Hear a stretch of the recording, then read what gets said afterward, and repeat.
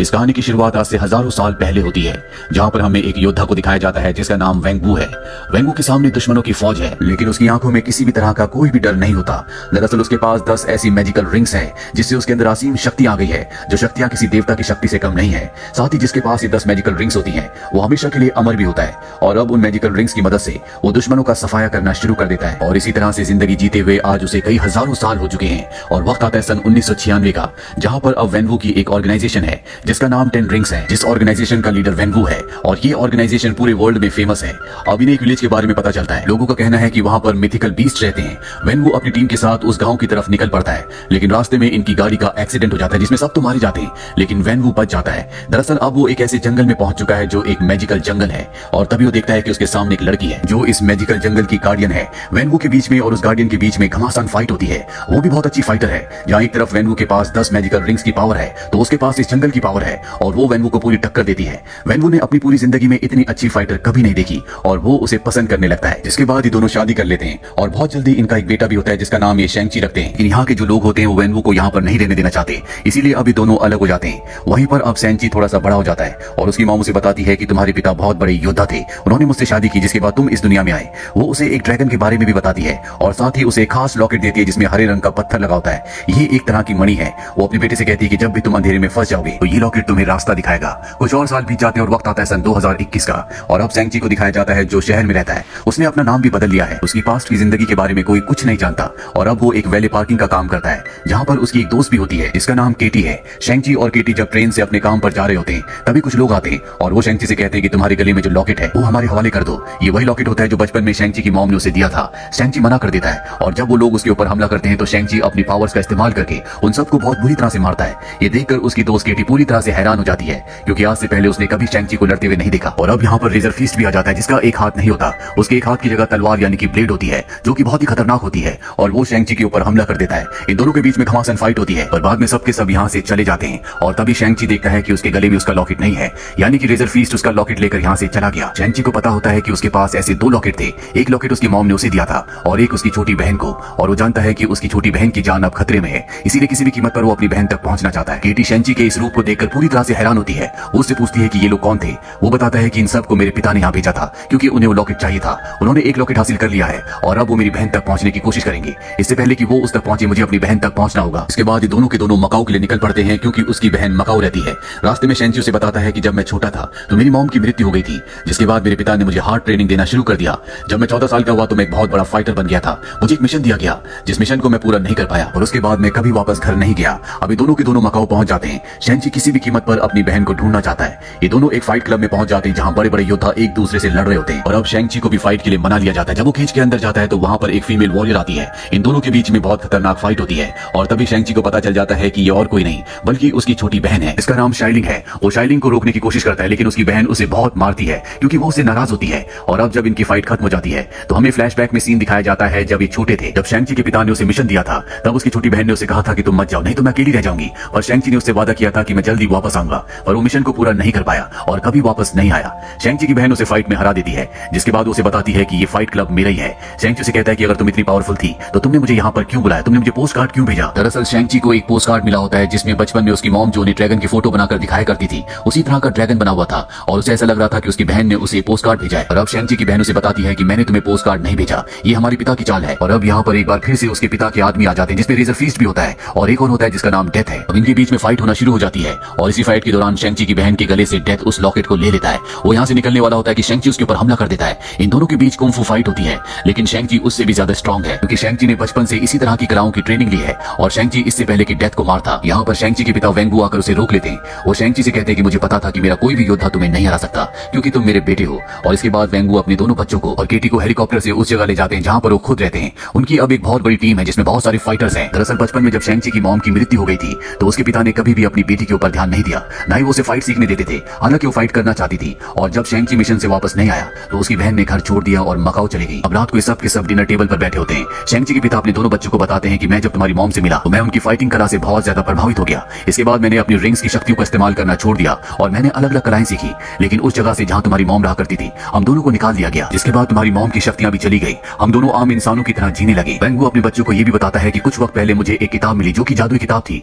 उस किताब में उस गांव के बारे में लिखा था, जिस गांव से तुम्हारी मॉम थी, वहाँ पर एक जादुई दरवाजा है जिसके पीछे आज भी तुम्हारी मॉम है। लेकिन शेंग ची अपने पिता पर विश्वास नहीं करता। तभी उसके पिता उन दोनों लॉकेट्स में से मणि को निकाल लेते हैं जो उन्होंने अपने बच्चों से हासिल किए थे। वहाँ पर एक ड्रैगन की आकृति होती है जिसकी आंख बिल्कुल मणि की शेप की होती है और वो उन दोनों मणियों को उसकी आंख की जगह पर लगा देते हैं, जिसके बाद उस ड्रैगन के अंदर से पानी गिरना शुरू हो जाता है और उससे एक अजीब सा मैप बन जाता है जो उस गांव के अंदर जाने का होता है जहाँ से उसकी मॉम बिलोंग करती थी, जहाँ खुद भी शेंग ची के पिता वेंगू कभी जाना चाहते थे लेकिन उन्हें वहाँ पर जाने नहीं दिया गया और अब वो चाहते हैं कि उनका बेटा वहाँ जाए ताकि वो अपनी मॉम को छुड़ा कर वापस ले आए। वेंगू अपने बेटे को बताते हैं कि उस गांव तक पहुंचने के लिए एक फॉरेस्ट से होकर गुजरना पड़ता है जो कि एक मैजिकल फॉरेस्ट है और वहाँ के जो ट्रीज हैं कभी भी किसी को उस मैजिकल फॉरेस्ट को पार नहीं करने देते। लेकिन अब वेंगू ने फैसला कर लिया है कि आज से 3 दिन बाद जब फॉरेस्ट का रास्ता पूरी तरह से सीधा हो जाएगा। दरअसल साल में एक दिन ऐसा आता है जब फॉरेस्ट का रास्ता पूरी तरह से सीधा हो जाता है और उस दिन उस फॉरेस्ट को पार किया जा सकता है। वो अपने लोगों के साथ फॉरेस्ट को पार करके अपनी पत्नी को वापस ले आएगा और अगर उसे किसी ने रोकने की कोशिश की तो वहाँ पर जितने भी गाँव वाले हैं वो उन सबको मार देगा। शेंग ची को सुनकर अच्छा नहीं लगता। वो अपने पिता को ऐसा करने से मना करता है क्योंकि वो नहीं चाहता कि किसी का भी खून बहे।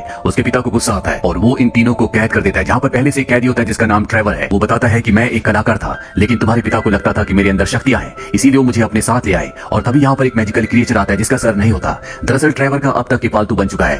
ट्रेवर इन्हें बताता है कि तुम्हारी मॉम के साथ उनके गाँव से यहाँ तक आया था और अभी वापस जाना चाहता है। अगर हम चाहें तो इसकी मदद से तुम्हारी मॉम के गाँव तक पहुंच सकते हैं। शेंग ची किसी भी तरह से अपनी मॉम के गाँव तक जाना चाहता है क्योंकि अगर उसके पिता उससे पहले पहुंच गए तो सबको मार देंगे, इसीलिए उनसे पहले पहुंचकर वो गाँव वालों को अवेयर करना चाहता है। और अब यहाँ पर शेंग ची अपनी बहन शाइलिंग की मदद से इस जगह से निकल जाता है क्योंकि पहले भी यहाँ से भाग चुकी है। ये गाड़ी लेकर उस मैजिकल जंगल के अंदर पहुंच जाते हैं जहाँ पर शुरू में ये रास्ता नहीं मिलता पर तभी इनके सामने एक झरना आता है और जब इस झरने के दूसरी पार जाते हैं तो देखते हैं कि ये उस जगह पर पहुंच चुके हैं जो पूरी तरह से मैजिकल है। यहाँ पर बहुत सारे मिथिकल क्रिएचर्स होते हैं और अब ये सब के सब उस गाँव में पहुंच चुके हैं जहाँ इन्हें पहुंचना था। गाँव वाले जो होते हैं सबको यहाँ से जाने के लिए कहते हैं लेकिन तभी यहाँ पर एक लेडी आती है जो शेंग ची की मॉम की बहन है यानी कि उसकी आंट है। वो कहती है कि सब के सब यहाँ पर रह सकते हैं क्योंकि बहुत मुश्किलों का सामना करने के बाद ये सब यहाँ पर पहुंचे हैं। शेंग ची अपनी आंट को बताता है कि मेरे पिता जल्दी यहाँ तक पहुंचने वाले हैं, उनके पास 10 रिंग्स की शक्ति है, यहाँ पहुंचकर वो सबको मार देंगे क्योंकि उन्हें लगता है कि आज भी मेरी मॉम जिंदा है। हालांकि वो एक बहुत बड़ी जंग में मारी गई थी लेकिन उन्हें इस बात का विश्वास नहीं होता और अब उसकी आंट उसे इस जगह के इतिहास के बारे में बताती है। वो बताती है कि आज से हजारों साल पहले एक क्रीचर ने हमारे गांव के ऊपर हमला किया जिसका नाम था ड्वेलर ऑफ द डार्कनेस। वो लोगों की सोल को उनके शरीर से खींच लिया करता था। उसने इस गांव में लगभग सभी लोगों के शरीर से उनकी आत्माओं को खींच लिया और इसके बाद ड्वेलर ऑफ द डार्कनेस ने तय किया कि वो इंसानों की दुनिया में जाकर इंसानों के साथ भी वही करेगा जो उसने यहाँ पर किया था। और जब वो इंसानों की दुनिया में जा रहा था तभी हमारी दुनिया के 11 महान योद्धा उसे रोकने के लिए गए लेकिन उसकी शक्तियां बहुत ज्यादा बढ़ चुकी थी, वो उसके सामने टिक नहीं पाए। इसके बाद हमें हमारी ग्रेट प्रोटेक्टर यानी कि चाइनीज ड्रैगन ने बचाया। उसने उस ड्वेलर ऑफ द डार्कनेस को और उसके सभी सोल ईटर्स को एक वॉल के पीछे कैद कर दिया और हम सब इस गांव में रहकर उस वॉल की रक्षा करते हैं। तो शेंग ची को ये भी बताती है कि हो सकता है कि ड्वेलर ऑफ द डार्कनेस जो कि वॉल के पीछे कैद है वो तुम्हारे पिता के दिमाग को कंट्रोल करके उनसे काम करवाना चाहता हो क्योंकि इस दुनिया में तुम्हारे पिता इकलौते ऐसे इंसान है जिनके पास 10 रिंग्स की शक्तियां हैं और वो ही उस वॉल को तोड़ सकते हैं। इसके बाद शेंग ची की आंट उसे यहाँ पर फाइट की कला भी सिखाती है। साथ ही ये भी बताती है कि आज से कई साल पहले जब तुम्हारे पिता और तुम्हारी मॉम इसी गांव में रहते थे तो तुम्हारे पिता ने अपनी रिंग्स को उतार दिया था लेकिन इस गांव के लोगों ने उन्हें यहाँ से जाने के लिए कहा क्योंकि वो इस गांव के लिए सुरक्षित नहीं थे। तुम्हारी मॉम ने भी तुम्हारे पिता के साथ इस गांव को छोड़ दिया।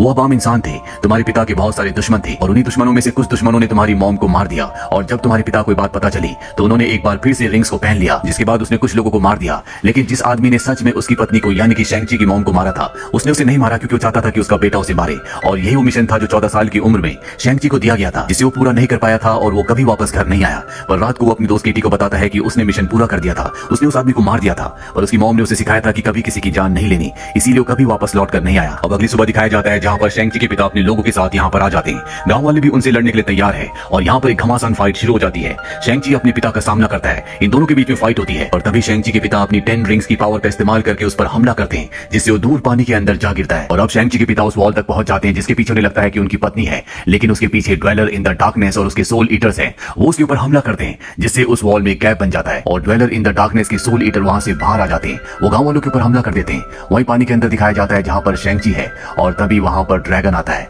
ये वही ड्रैगन है जिसने आज से कई साल पहले ड्वेलर इन द डार्कनेस को और सोल ईटर्स को वॉल के पीछे कैद किया था। ड्रैगन शेंग ची को ऊपर ले आता है जिसके बाद ये दोनों के दोनों मिलकर सोल ईटर्स के ऊपर हमला कर देते हैं। वही शेंग ची की बहन अपने पिता के आदमियों से कहती है कि हमें आपस में नहीं लड़ना चाहिए बल्कि हम सबको मिलकर इन सोल ईटर से लड़ना चाहिए और उन्हें भी समझ में आ जाता है कि इन्हें मारना होगा नहीं तो सोल ईटर्स इन सब की आत्माओं को खींच लेंगे। वही शेंग ची को दिखाया जाता है जो एक बार फिर से अपने पिता के पास पहुंच जाता है क्योंकि वो नहीं चाहता कि वो दीवार को पूरी तरह से खोल दे क्योंकि अगर ऐसा हुआ तो उसके अंदर से वो विशाल क्रिएचर जिसका नाम ड्वेलर इन द डार्कनेस है वो बाहर आ जाएगा और सारी दुनिया को खत्म कर देगा। वो अपने पिता से लड़ना शुरू कर देता है और इस बार वो फाइट करने के लिए अपनी मॉम्स की फाइटिंग टेक्निक्स का इस्तेमाल करता है। उन टेक्निक्स का इस्तेमाल करते हुए उसके पिता की जो 5 रिंग्स होती है वो उसके पास आ जाती है और इस बार सारी की सारी रिंग्स लाल रंग में यानी कि आग के रंग में चमक रही होती है यानी कि शेंग ची के पास आने के बाद ये रिंग्स और भी शक्तिशाली हो चुकी है। उसके पिता ये देखकर खुश होते हैं क्योंकि वो हमेशा से चाहते थे ये रिंग्स उसे मिले जो इसका असली हकदार हो और वो वो यहाँ पर अपनी हार मान लेते हैं। लेकिन अब तक ड्वेलर इन द डार्कनेस भी अंदर से बाहर आ गया होता है। शैंग-ची जिसके पास अब 10 की 10 रिंग्स हैं, उसके पिता उसके सामने होते हैं, पर तभी वहाँ पर एक सोल ईटर आता है जो उसके पिता की आत्मा को खींचने लगता है। हालांकि वो ड्रैगन की मदद से उस सोल ईटर को मार देता है, पर अब उसके पिता की भी मृत्यु हो चुकी है। वहीं ड्वेलर इन द डार्कनेस जो कि बाहर आ चुका है,